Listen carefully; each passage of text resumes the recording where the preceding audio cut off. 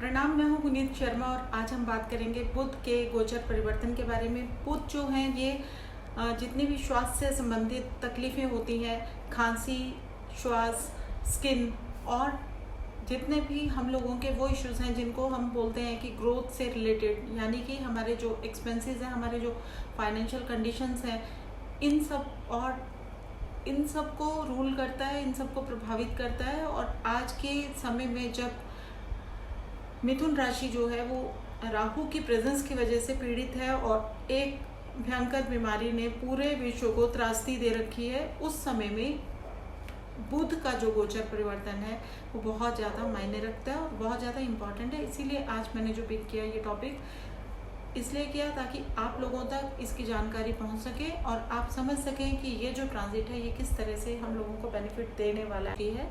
और बुध ग्रह अभी कुछ दिनों से मीन राशि में नीच का प्रभाव दे रहे थे, जिसकी वजह से मेंटल एंजाइटी लोगों की बढ़ी हुई है, अननेसेसरली एक्सपेंसेस बढ़े हुए हैं और इनकम्स का तो कुछ पता ही नहीं है कि कहाँ से कैसे मैनेज होगा।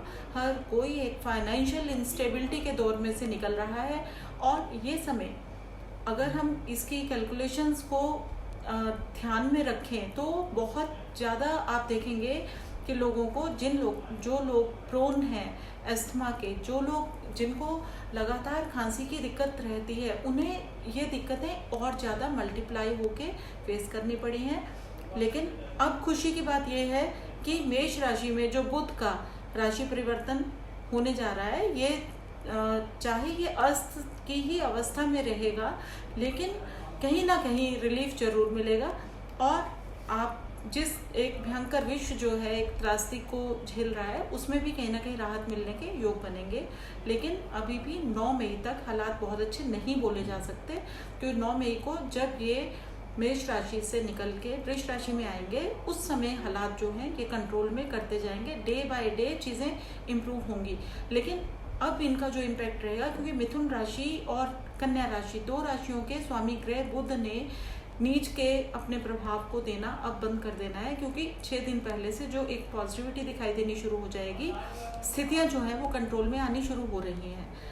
अब हमें देखना ये है कि इस समय का हम सदुपयोग कैसे करें, कौन सी ऐसे उपाय हैं जिनसे मेष से लेके मीन राशि तक के जातक जो हैं वो कहीं ना कहीं रिलीफ महसूस करें और उनकी लाइफ में अगर उनके घर के अंदर कोई भी डिजीज्ड पर्सन है या उनका कोई एक ऐसा मोटिवेशनल कोई प्रोजेक्ट है जो कि वो करना चाह रहे हैं और कर नहीं पा रहे हैं, तो उसको भी वो स्टार्ट कर सकते हैं। आप लोग इस समय को किस तरह से इस्तेमाल करेंगे, मैं आपको आज वो तरीके बताने जा रही हूँ। क्योंकि सबसे पहले जब लगातार मिथुन राशि के अंदर राहु बैठे हुए हैं, तो ये आपके बॉडी के अंदर, शरीर के अंदर टॉक्सिन्स को इंक्रीज कर देते हैं, यानी कि आपके बॉडी का जो इम्यून सिस्टम है उसको ये कहीं ना कहीं इफेक्ट करते हैं। अब लगातार आद्रा नक्षत्र से जब तक राहु नहीं निकलते, हम हाथ पे हाथ देके तो बैठे नहीं रह सकते।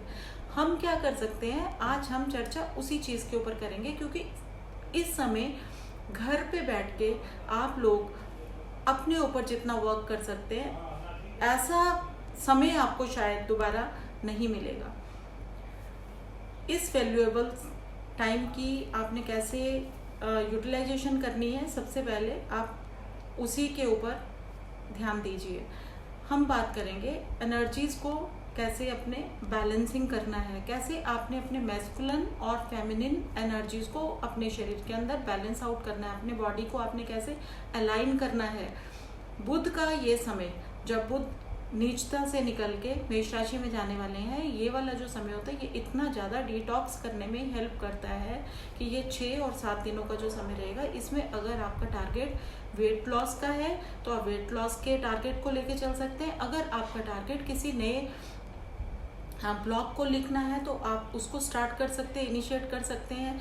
अगर आपको लगता है कि आपने रिलेशनशिप्स में अभी एक्सप्रेशंस में गलती कर दी, आपने आगे बढ़ के उन रिश्तों को नए तरीके से दोबारा से सुधारने की एक एफर्ट करनी है, तो आप शुरू कर दीजिए ये सब काम, क्योंकि अब वो समय आपका वेट कर रहा है जब बुध जो है वो सूर्य के साथ चले जाएंगे 26-25 की शाम को, यानी कि 26 अप्रैल के बाद से जो समय रहेगा, इसमें आप अपने नए प्रोजेक्ट्स, नई चीज़ें शुरू कर सकते हैं, नए काम आप कर सकते हैं। अपने आप को, आप जो इतना लो फील कर रहे थे उस सिचुएशन से बाहर आते हुए आप महसूस करेंगे। तो ये एक तरह से रिजुवनेट करने का समय है, डिटॉक्स करने का टाइम है, इसे यूटिलाइज कीजिए। और हम लोगों की हेल्थ हम ही लोगों के ऊपर डिपेंड करती है। मैं अपने पर्सनल एक्सपीरियंसेस को आप लोगों से इसलिए शेयर करती हूँ क्योंकि हर कोई अपने एक्सपीरियंसेस से ही ज़्यादा लर्न करता है, और मैं ये चाहती हूँ कि आप लोग भी अपने टारगेट्स को आज से ही शुरू कर दीजिए एक अंजाम तक पहुँचाने की मुहिम। क्रिस्टल्स की बात अभी हमने की क्योंकि मरकरी का ट्रांजिट चेंज हो रहा है, तो हम करेंगे आज बात ओबेसिटी को कैसे कंट्रोल किया जा सकता है, सबसे बड़ा target. And we can work on the retentive power also, जो हमारी मेमोरी है उसको कैसे हम शार्प रख सकते हैं। वो बच्चे जो पढ़ाई में बिल्कुल फोकस नहीं कर पाते, जिन्हें चीज़ें याद नहीं रहती, जो भूल जाते हैं, जिनका कंसंट्रेशन बहुत ज़्यादा पुअर है, उन लोगों को, और जो ओबेस हैं, जो अपनी ओबेसिटी के ऊपर वर्क करना चाहते हैं, जो अपना वेट रिड्यूस करना चाहते हैं, उन लोगों के लिए ये रेमेडीज़ बहुत ही हेल्पफुल प्रूफ होने जा रही हैं और प्रूफ होंगी। क्योंकि जब मैंने अननोइंगली, अनइंटेंशनली इन स्टोन्स को, जिनकी अभी मैं चर्चा करने जा रही हूँ, इन्हें यूज़ किया था, तो इनका पर्पस अनकॉन्शियसली कुछ और था। क्योंकि मैं चाह रही थी अपनी इमोशनल क्लिनजिंग्स करना, अपने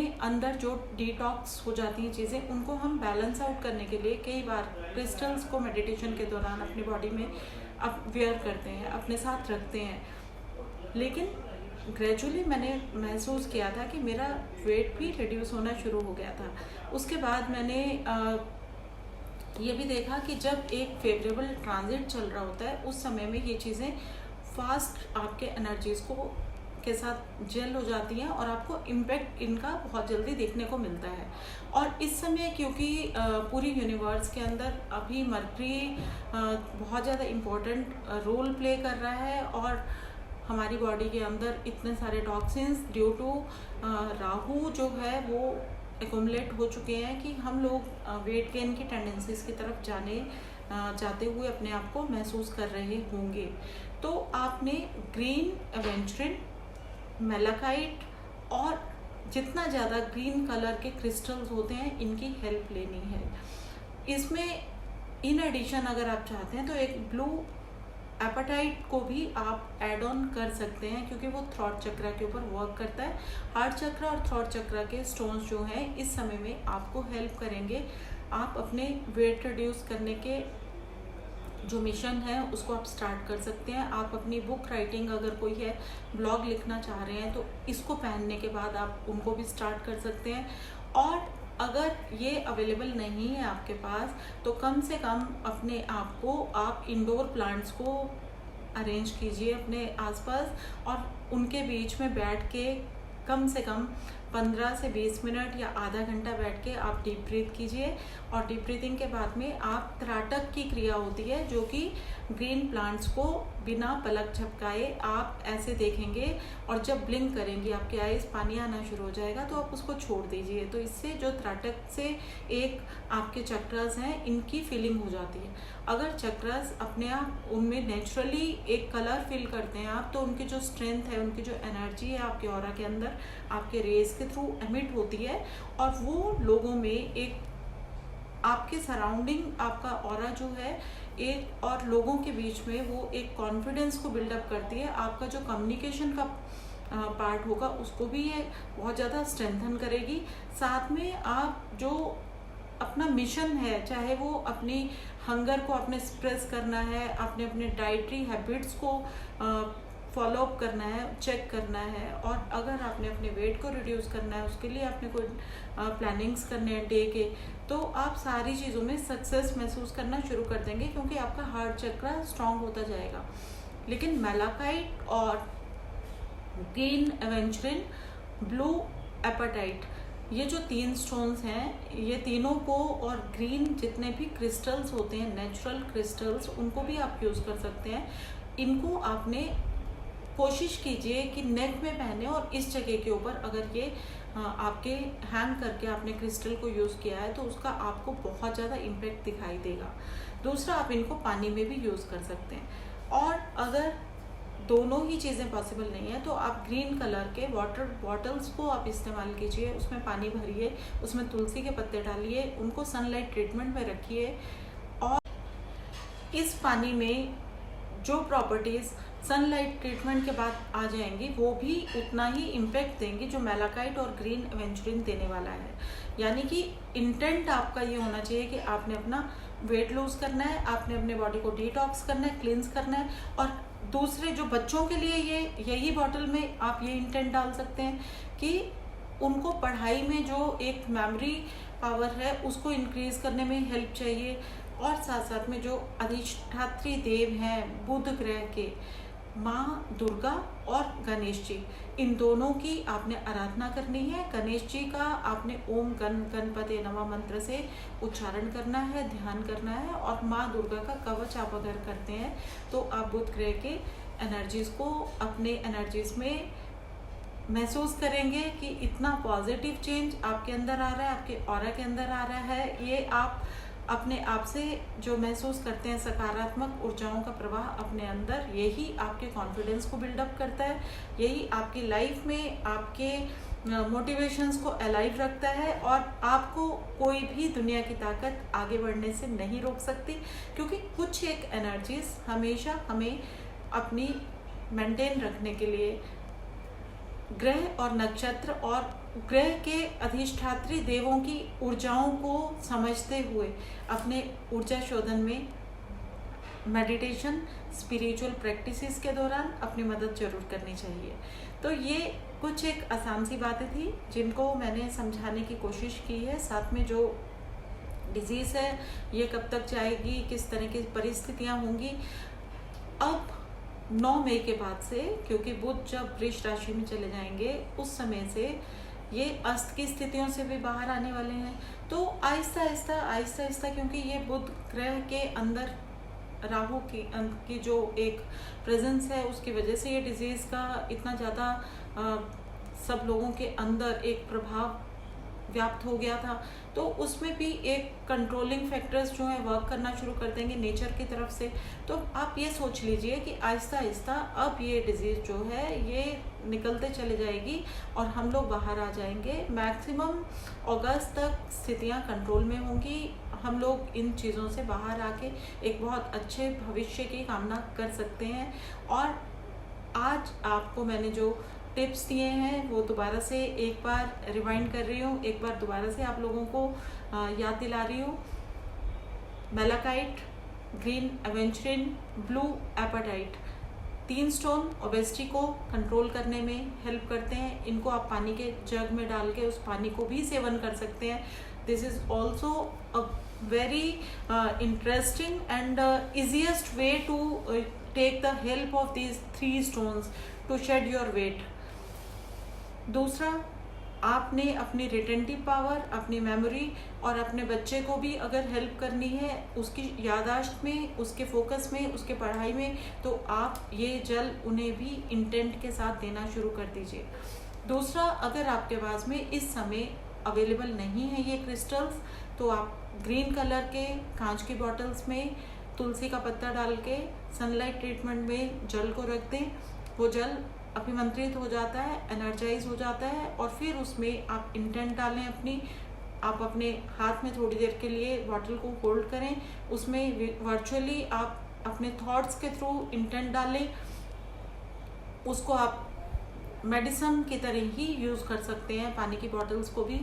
उसके बाद में मैंने आपको एक और चीज़ बताई है, दुर्गा कवच और गणेश जी की आराधना।